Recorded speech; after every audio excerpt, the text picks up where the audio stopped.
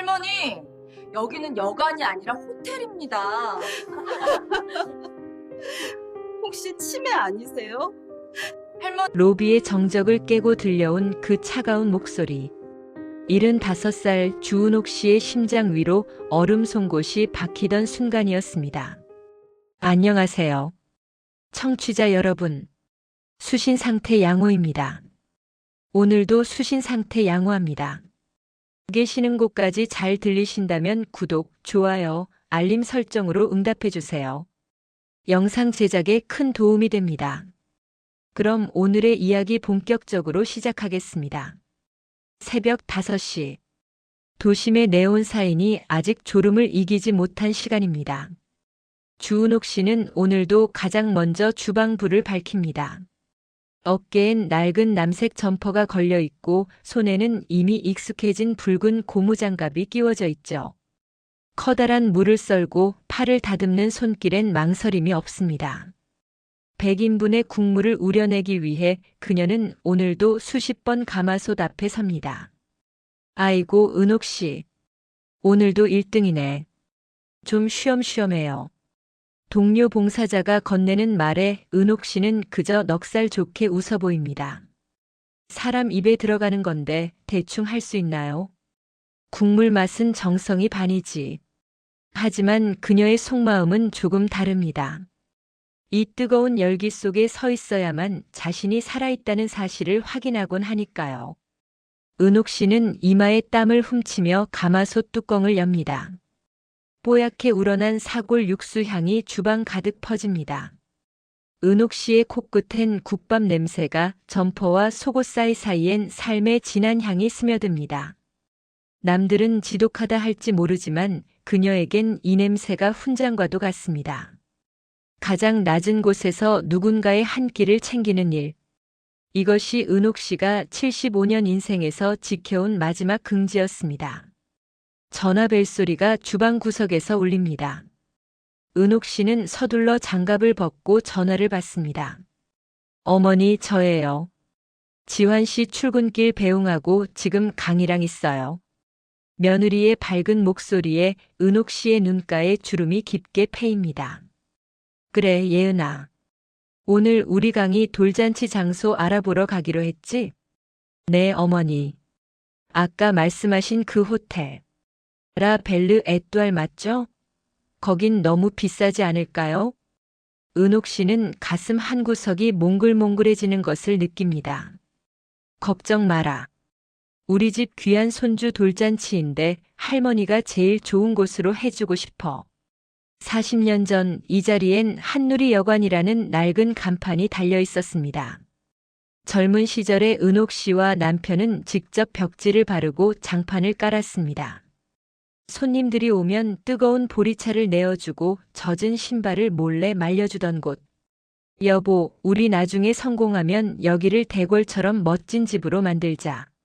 남편의 그 한마디가 은옥 씨 인생의 이정표가 되었습니다. 비록 남편은 10년 전 세상을 떠났지만 그녀의 마음속엔 여전히 그날의 약속이 살아있습니다. 봉사가 끝나자마자 은옥 씨는 가방을 챙깁니다. 옷을 갈아입으려 했지만 시간이 턱없이 부족합니다. 호텔 상담 예약 시간은 12시 30분. 급식소 점퍼를 대충 털고 해진 운동화 끈을 꽉 조여맵니다. 거울을 볼 시간도 없이 버스 정류장으로 달립니다. 놓칠 뻔했지만 다행히 탔습니다. 이 버스를 놓쳤으면 오래 기다려야 했을 겁니다. 은옥 씨는 왠지 기운이 좋다며 안도합니다. 빈자리에 앉아 숨을 고르는데 옆자리에 앉은 젊은 여자가 코를 찡긋하며 고개를 돌립니다. 은옥 씨는 본능적으로 자신의 몸을 움츠립니다. 점퍼에서 풍기는 국밥 냄새가 버스 안의 공기와 섞이지 못하고 겉돕니다.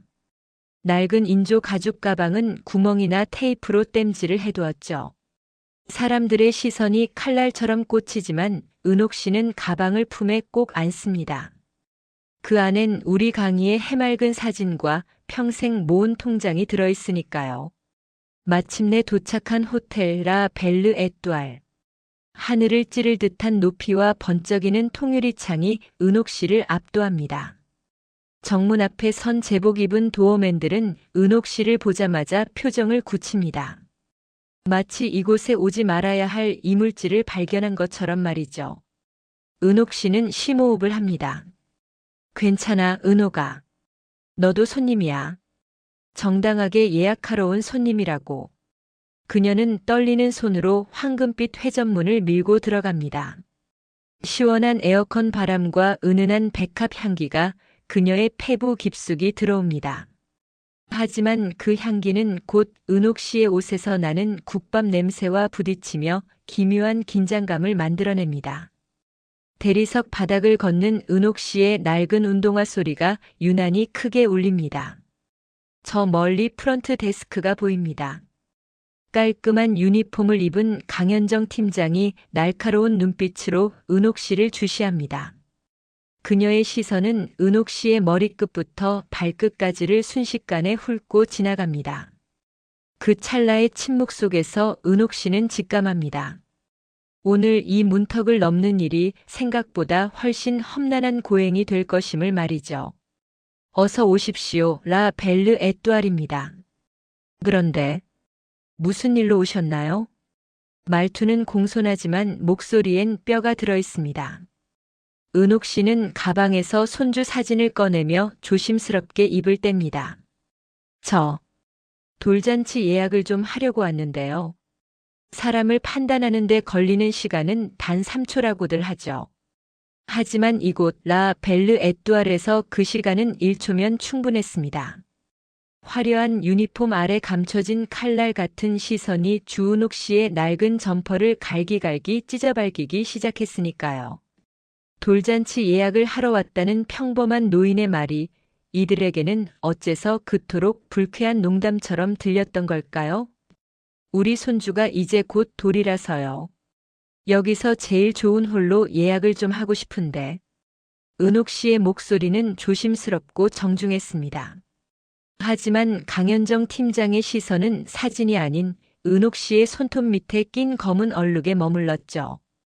그건 오전 내내 무료 급식소에서 물을 씻고 흙을 털어내며 훈장처럼 남은 삶의 흔적이었습니다. 강현정 팀장은 입술을 삐죽이며 펜을 내려놓습니다.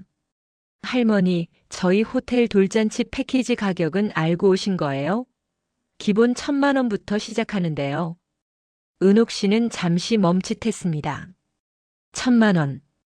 급식소에서 수만 명의 국을 끓여야 만질 수 있는 거액입니다. 하지만 그녀는 이내 고개를 끄덕였죠. 평생 아끼고 모은 통장 그리고 남편이 남긴 유산으로 결코 못할 일은 아니었습니다. 네, 알고 왔어요. 돈은 준비할 테니 가능한 날짜 좀 봐주시겠어요? 그때였습니다. 옆에 있던 젊은 직원이 강현정의 눈치를 보며 한마디 거듭니다. 팀장님, 아까 이 할머니가 뭐라고 했는지 아세요? 한누리 여관 예약하러 왔대요. 정말 웃기지 않아요? 그 말에 강현정의 눈매가 더욱 날카로워집니다. 여관요? 할머니, 여기는 라 벨르 에뚜알 호텔입니다. 혹시 치매 아니세요? 길을 잘못 찾아오신 것 같은데 보호자 번호나 불러보세요. 치매라니요. 40년 전 이 땅의 흙을 직접 고르고 벽지를 발랐던 주인을 향해 던져진 말치고는 너무나 가혹했습니다. 은옥 씨의 얼굴이 순식간에 화끈거렸습니다. 로비 소파에 앉아 애프터눈 티를 즐기던 상류층 고객들이 하나둘 고개를 돌려 은옥 씨를 구경하기 시작합니다. 마치 동물원의 구경거리가 된 듯한 기분. 은옥 씨는 낡은 인조 가죽 가방을 더 세게 움켜쥐었습니다. 저는 치매가 아닙니다. 실수로 예전 이름을 말한 것뿐이에요. 여기 손님으로 왔으니 상담을 해달라는 겁니다. 하지만 강현정은 이제 노골적으로 불쾌감을 드러냅니다. 저기요, 할머니. 옷에서 나는 이 지독한 냄새 안 느껴지세요? 다른 손님들이 불쾌하다고 컴플레인 들어올까봐 겁나네요. 예약은커녕 당장 나가주셔야겠어요. 웅성거리는 소란을 뚫고 이 호텔의 실무 책임자 도현욱 총지배인이 나타납니다. 그는 흠잡을 데 없는 수트 차림에 서늘한 눈빛을 지닌 남자였죠. 상황을 파악한 그가 은옥 씨 앞에 섭니다. 하지만 그의 눈엔 은옥 씨가 사람으로 보이지 않는 모양입니다. 그저 호텔의 격조를 떨어뜨리는 청소해야 할 얼룩 정도로 보였을 뿐이죠. 무슨 일입니까? 로비가 왜 이렇게 소란스럽죠? 강현정이 기다렸다는 듯 보고합니다. 총지배인님, 이 노인네가 억지를 부리면서 나가지 않고 있습니다. 예약할 능력도 없어 보이는데 말이죠. 도현욱은 은옥 씨의 낡은 점퍼와 테이프가 붙은 가방을 훑어봅니다. 그리고는 한치의 망설임도 없이 보안 요원들에게 손짓합니다. 수준에 맞는 곳으로 가시죠. 여긴 당신 같은 분이 들어올 곳이 아닙니다. 라 벨르 에뚜알의 품격은 이런 식으로 훼손되어서는 안 되니까요. 이거 놓으세요. 내가 누군지 알고 이래요. 내가 이 호텔을. 은옥 씨의 외침은 화려한 클래식 음악 소리에 묻혀버립니다. 사람들은 혀를 차며 고개를 돌립니다. 쯧쯧, 노인네가 곱게 늙어야지. 돈도 없으면서 이런 데는 왜 기어들어와서 망신이야. 어디선가 들려온 그 비아냥이 은옥 씨의 가슴에 지울 수 없는 상처를 냅니다. 은옥 씨는 질질 끌려나갑니다. 번쩍이는 유리문 밖으로 차가운 빗줄기가 쏟아지는 거리로 말이죠. 그녀가 마지막까지 품에 안았던 손주 강희의 사진이 바닥에 떨어져 짓밟힙니다. 그 누구도 은옥 씨의 진심을 들어주려 하지 않았습니다. 오직 그녀의 겉모습, 그 초라한 껍데기만이 이곳의 유일한 심판 기준이었습니다.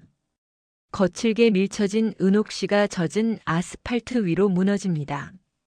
하필이면 오늘따라 비는 왜 이리 차갑고 독하게 쏟아지는 걸까요? 젖은 점퍼는 물을 머금어 납덩이처럼 무거워졌고 해진 운동화 사이로 구정물이 스며듭니다. 은옥 씨는 벤치에 주저앉아 떨리는 손으로 가방을 뒤집니다. 다행히 지갑 속 통장은 젖지 않았습니다. 하지만 그녀의 마음은 이미 갈갈이 찢겨 물에 불어버린 종이 조각 같습니다.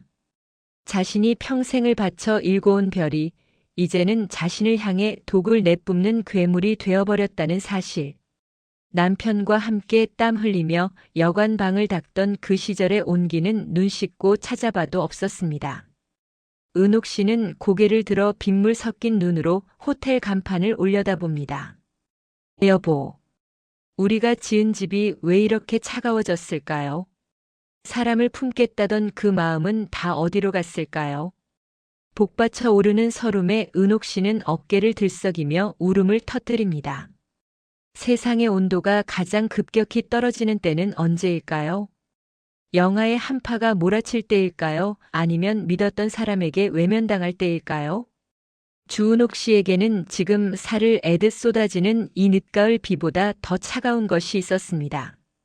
그건 바로 자신이 평생을 바쳐 일궈낸 별라 벨르 에뚜알이 뱉어낸 서늘한 독설이었습니다. 당신 같은 노인이 올 곳이 아니다라는 그 말은 은옥 씨의 75년 생애를 통째로 부정하고 있었습니다. 차가운 아스팔트 바닥에 주저앉은 은옥 씨의 모습은 처량하기 그지없었습니다.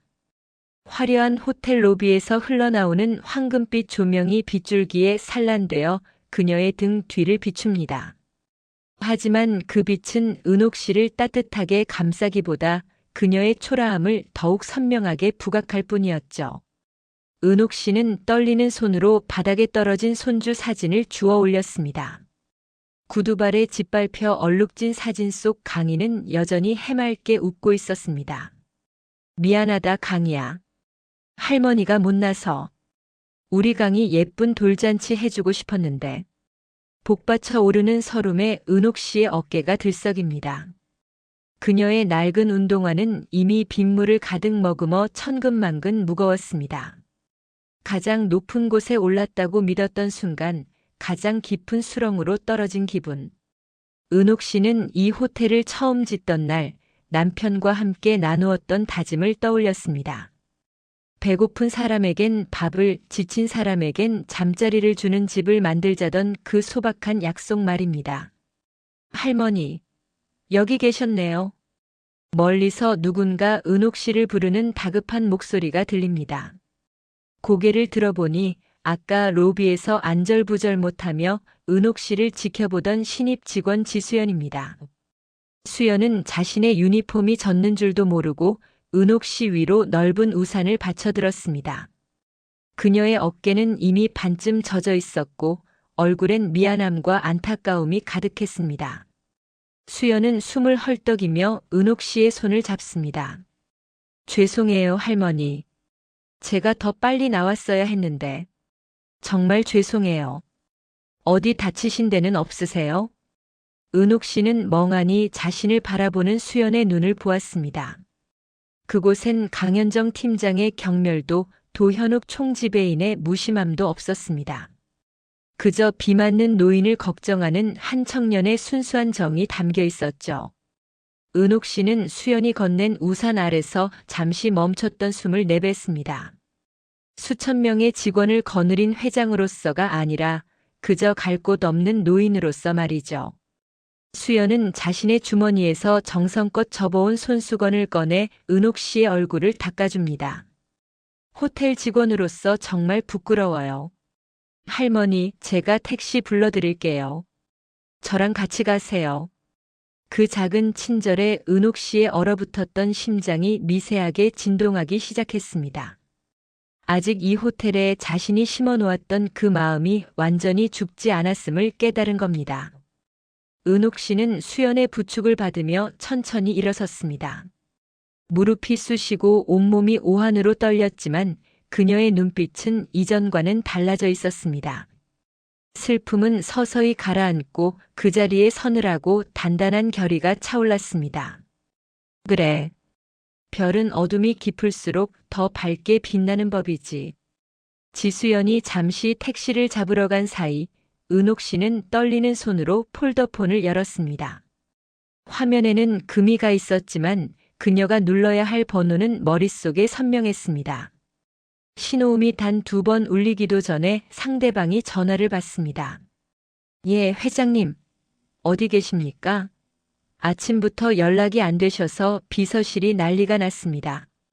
은옥 씨는 빗소리에 섞이지 않도록 낮고 또렷한 목소리로 대답합니다. 나다. 지금. 라 벨르 에뚜알 본점 정문 앞이다. 수화기 너머에서 숨을 들이키는 소리가 들립니다. 예. 거기엔 무슨 일로? 지금 바로 차 보내겠습니다. 아니, 차는 필요 없다. 지금 즉시 이사회 소집해. 법무팀, 감사팀 전부 깨워라.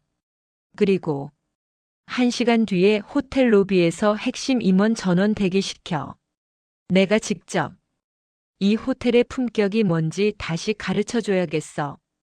전화를 끄는 은옥 씨는 폴더폰을 천천히 닫았습니다. 그녀의 입술은 추위 때문인지 아니면 끓어오르는 분노 때문인지 미세하게 떨리고 있었습니다. 저 멀리서 수연이 택시를 잡아놓고 손을 흔들며 달려옵니다. 은옥 씨는 수연을 향해 평소처럼 인자한 미소를 지어 보였습니다. 하지만 그 미소 뒤에는 거대한 파도가 숨겨져 있었죠. 아가씨, 고마워요. 이 우산 덕분에 내가 오늘 큰 결심을 했네. 수연은 그 말의 의미를 알지 못한 채 그저 은옥 씨를 택시에 태웁니다. 택시가 멀어지는 것을 보며 수연은 안도의 한숨을 내쉬지만 그녀는 상상조차 하지 못하고 있었습니다. 자신이 오늘 씌워준 우산 한 자루가 침몰해 가던 거대 기업의 운명을 바꿀 열쇠가 되었다는 사실을요. 평온하던 호텔 로비에 갑자기 심상치 않은 기류가 흐르기 시작합니다. 검은 정장을 입은 남성들이 수십 명씩 들이닥치기 시작한 것이죠. 호텔 본사의 핵심 상무진, 전무진, 그리고 전설적인 전략기획실의 도지연 실장까지. 그들의 얼굴엔 말로 표현할 수 없는 긴장과 공포가 서려 있었습니다. 도현욱 총지배인은 영문도 모른 채 로비로 달려나옵니다. 아니, 도 실장님. 예고도 없이 이게 무슨 일입니까? 이사회라니요? 도지연 실장은 도현욱을 쳐다보지도 않은 채 시계만 확인하며 싸늘하게 내뱉습니다. 닥치고 서 있어. 곧 진짜 주인이 오실 테니까. 호텔 정문 앞에 대형 검은색 세단 여러 대가 멈춰 섭니다. 모든 직원의 시선이 정문으로 향합니다. 도현욱과 강현정의 가슴이 알 수 없는 불안감으로 요동치기 시작하죠. 가장 화려한 곳에서 가장 비참하게 쫓겨났던 한 노인. 그녀가 다시 이 문턱을 넘는 데 걸린 시간은 고작 1시간이었습니다. 하지만 그 짧은 시간 동안 라 벨르 에뚜알의 공기는 완전히 뒤바뀌어 있었죠. 오만함으로 가득했던 로비의 대리석 바닥 위로 이제는 서늘한 공포가 스며들기 시작했습니다. 호텔 로비는 그야말로 폭풍 전야의 정적에 휩싸였습니다. 본사 직속 경호원들이 입구를 통제하고 이사진들이 일렬로 늘어서서 누군가를 기다립니다. 도현욱 총지배인은 연신 마른 침을 삼키며 도지연 전략실장의 눈치를 살핍니다. 실장님, 대체 어떤 분이 오시기에 이러십니까? 회장님은 대외 활동을 안 하시는 걸로 아는데. 도지연 실장은 대답 대신 차갑게 손목시계를 내려다볼 뿐이었죠. 그때 호텔의 거대한 황금빛 회전문이 아닌 육중한 수동문이 천천히 열립니다. 빗물에 젖었던 초라한 점퍼 대신 우아하고 기품 있는 은백색 한복을 차려입은 여인. 머리카락 한 올 흐트러짐 없이 단정하게 빗어 넘긴 그녀가 로비로 들어섭니다. 도현욱과 강현정의 눈이 경악으로 뒤집힙니다. 분명 1시간 전 보안 요원들에게 끌려나가 빗물 고인 바닥에 처박혔던 그 노인이었으니까요. 은옥 씨의 걸음걸이엔 일체의 망설임이 없었습니다. 낡은 운동화 대신 신은 하얀 버선코가 대리석 바닥을 부드럽게 스칩니다. 그녀가 한 걸음 내디딜 때마다 늘어서 있던 이사진들이 약속이라도 한 듯 허리를 90도로 굽힙니다. 회장님 모시러 오지 못해 죽을 죄를 지었습니다. 100여 명의 임직원이 내뱉는 우렁찬 외침이 거대한 샹들리에를 흔듭니다. 은옥 씨는 도현욱 앞에서 걸음을 멈춥니다. 차갑고 깊은 침묵이 흐릅니다. 도현욱 총지배인의 다리가 눈에 띄게 후들거립니다. 강현정 팀장은 이미 정신이 나간 듯 벽을 짚고 간신히 서 있었죠. 은옥 씨는 그들을 향해 화를 내지도 소리를 지르지도 않았습니다. 그저 깊고 고요한 눈으로 그들을 가만히 응시할 뿐이었습니다. 그 침묵이 채찍보다 더 매섭게 그들의 살을 파고들었습니다. 총지배인, 아까 나에게 수준을 운운했었나? 그리고 강 팀장은 내가 치매인지 물었었지? 강현정이 바닥에 엎드려 울먹이기 시작합니다. 회장님, 제발 목숨만 살려주세요. 저는 정말 회장님인 줄 모르고 그저 호텔의 격을 지키려고. 은옥 씨는 비릿한 미소를 지으며 그녀를 내려다봅니다. 격? 자네가 말하는 격이 사람을 옷차림으로 재단하고 나이든 일을 조롱하는 것인가? 내가 이 건물을 지을 때 첫 삽을 뜨며 남편과 약속한 건 딱 하나였네. 세상에 상처받은 이들이 여기 와서만큼은 별처럼 대접받게 하자는 것. 그런데 자네들이 오늘 보여준 건 별을 끄고 어둠을 부르는 짓이었어. 멀찍이 서 이 광경을 지켜보며 입을 벌리고 있던 인턴 지수연. 은옥 씨는 수연을 향해 손을 까딱이며 가까이 오라 이릅니다. 수연은 겁에 질린 채 쭈뼛거리며 다가와 고개를 숙입니다. 회장님, 아까는 제가 실례를 범했습니다. 은옥 씨는 수연의 거친 손을 따뜻하게 맞잡았습니다. 아니네, 수연 양. 오늘 이 호텔에서 진짜라 벨르 에뚜알의 주인답게 행동한 건 자네뿐이었어. 어깨가 다 젖도록 나에게 씌워준 그 우산. 그게 바로 내가 잃어버렸던 우리 호텔의 심장이었네. 은옥 씨는 도지연 실장을 돌아보며 단호하게 명령합니다. 지수연 인턴, 오늘부로 정직원 발령하고 회장 직속 혁신팀장으로 임명해. 이 아이가 가진 그 따뜻한 정이 우리 호텔 전체에 흐르게 만들게. 다시 도현욱과 강현정을 돌아보는 은옥 씨의 눈은 다시 얼음처럼 차가워집니다. 두 사람은 지금 이 순간부로 모든 직무에서 해제한다. 하지만 해고는 하지 않겠어. 그건 너무 쉬운 도망이니까. 도현욱이 의아한 표정으로 은옥 씨를 올려다봅니다. 내일부터 두 사람은 내가 봉사하던 무료 급식소로 출근해. 거기서 붉은 고무 장갑 끼고 하루 100명분의 국물을 직접 우려내게. 냄새난다고 코를 막았던 그 사람들의 밥상을 자네들 손으로 직접 차려보란 말이야. 그분들의 눈높이에서 세상을 보는 법을 배우지 못한다면 다시는 이 호텔에 발들릴 생각 말게. 로비에 모인 손님들과 직원들 사이에서 작은 박수가 터져 나옵니다. 도현욱과 강현정은 보안 요원들의 손에 이끌려 로비 밖으로 퇴장당합니다. 아까 은옥 씨가 쫓겨났던 그 문으로 이제는 그들이 쫓겨나고 있었습니다. 은옥 씨는 바닥에 떨어진 손주 강희의 사진을 직접 주워 올렸습니다. 수연이 정성껏 닦아주었던 덕분에 사진 속 아이는 여전히 밝게 빛나고 있었죠. 은옥 씨는 로비 중앙에 서서 호텔 전체를 조용히 휘둘러 보았습니다. 화려한 대리석과 샹들리에는 그대로였지만 무언가 본질적인 것이 바뀌기 시작했습니다. 직원들의 눈빛엔 이제 오만이 아닌 사람에 대한 예의가 깃들기 시작했죠. 은옥 씨는 수연의 손을 다시 한번 꼭 쥐었습니다. 자, 이제 진짜 돌잔치 준비를 시작해볼까? 우리 강희가 마음껏 뛰어놀 수 있는 세상에서 가장 따뜻한 잔치로 말이야. 호텔 입구에 새롭게 새겨진 금색 현판이 보입니다. 그 현판에는 사람을 품는 집이라 써 있습니다. 가장 화려한 별은 가장 어두운 밤에 태어난다고 하죠. 오만과 편견으로 가득했던 라 벨르 에뚜알에도 드디어 진정한 아침이 밝아왔습니다. 지위와 차림새로 사람의 등급을 매기던 차가운 대리석 위로 이제는 사람 냄새 나는 따뜻한 온기가 흐르기 시작했으니까요. 하지만 주은옥 회장에게 오늘이 더욱 특별한 이유는 따로 있었습니다. 40년 전 자신이 뿌렸던 작은 선행의 씨앗이 기적 같은 꽃이 되어 돌아왔기 때문입니다. 은옥 씨는 다가오는 노부부를 향해 천천히 발걸음을 옮깁니다. 지팡이를 짚은 노신사와 인자한 인상의 할머니. 그들이 은옥 씨 앞에 멈춰 섰을 때 로비엔 묘한 긴장감과 정적이 흘렀습니다. 노신사는 떨리는 손으로 은옥 씨의 손을 맞잡으며 깊게 고개를 숙였습니다. 사장님. 아니, 회장님. 정말 최 사장님 맞으시지요? 은옥 씨는 40년 전 자신의 작은 여관방을 찾아왔던 그 젊은 부부의 눈망울을 기억해냅니다. 노신사는 눈시울을 붉히며 보따리를 풉니다. 40년 전 그 추운 겨울밤. 갈 곳 없던 우리 부부에게 따뜻한 방과 죽 한 그릇을 내어주셨던 분.